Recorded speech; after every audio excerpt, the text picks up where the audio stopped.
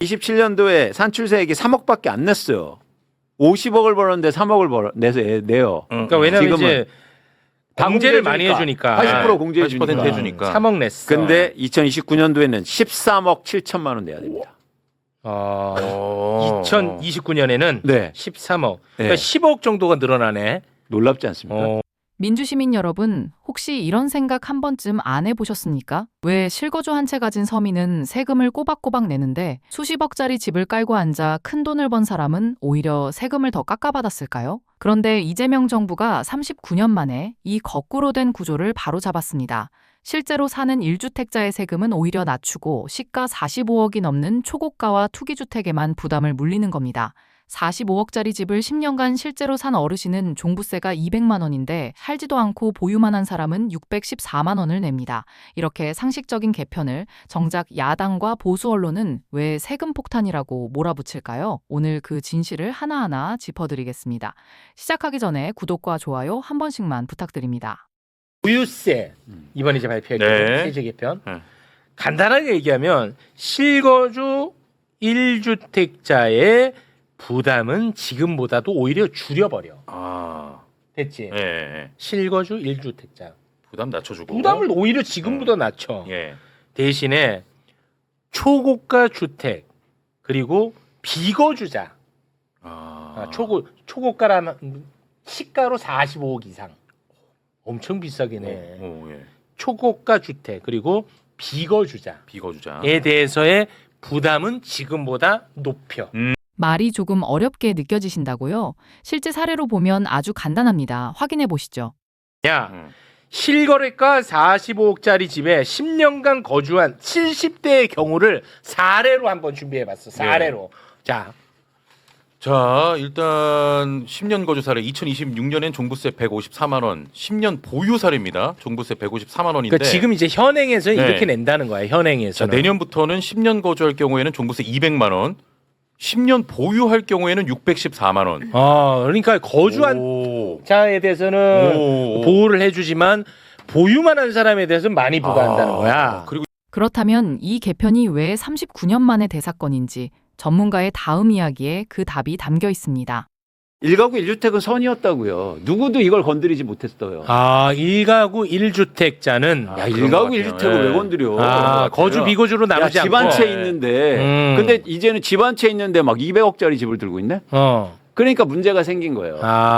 그래서 결국에는 이 관점을 크게 튼 거라고요. 엄청난 변화입니다. 사실 이거는요, 우리가 다시 한번 생각해 봐야 되는 게 한 번도 없었더니 굉장히 혁명적인 일이에요. 이제 집을 우리는 거주로 볼 거야.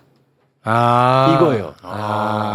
그래서 이건 제가 오랫동안 주장한 건데 한 번도 생각해 보지 못했던 이번 정책이 나왔고, 두 번째는 뭐냐면 아까 얘기한 것처럼 합리적 기준으로 해서 무슨 얘기냐면, 예를 들어서 종부세를 올리면 모든 걸 다 올려야 되는데 그동안 그래왔죠.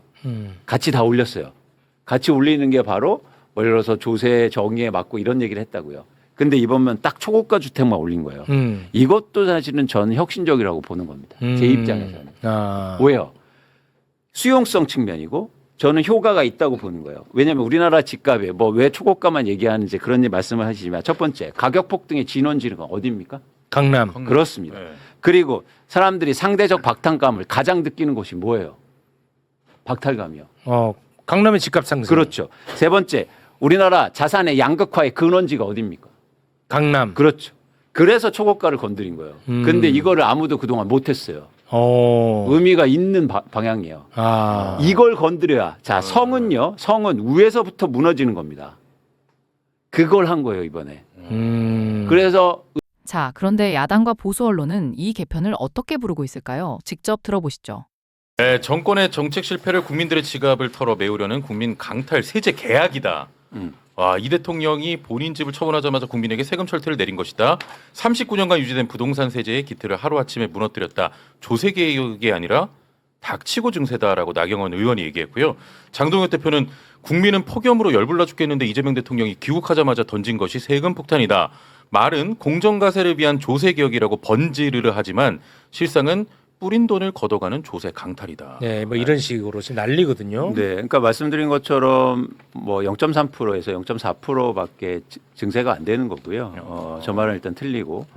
정리해 보겠습니다. 오늘 이재명 정부의 부동산 세제 개편은 딱 두 가지입니다. 실제로 살고 있는 1주택 서민의 세금은 오히려 낮추고 시가 45억이 넘는 초고가와 투기 다주택에만 부담을 물린 것입니다. 돈을 많이 벌수록 세금을 더 깎아주던 39년 묵은 역진적 구조를 많이 번 사람이 제대로 내는 누진 구조로 바로 세운 겁니다. 그런데도 야당은 닥치고 증세라 하고 보수 언론은 세금 폭탄이라 외칩니다. 하지만 초고가 주택 종부세율 인상은 0.3%에서 0.4%, 대상은 고작 5만 가구뿐입니다. 집 없는 절반의 국민에게 실거주자는 지키고 투기만 잡겠다는 이 방향이 대체 왜 폭탄입니까? 침묵하고 왜곡하는 언론 대신 깨어있는 민주시민 여러분이 이 영상을 널리 공유해 주십시오. 민주수첩은 내일 더 흥미로운 이야기로 찾아오겠습니다. 끝까지 시청해주신 민주시민 구독자님들 감사합니다. 행복한 하루 되세요.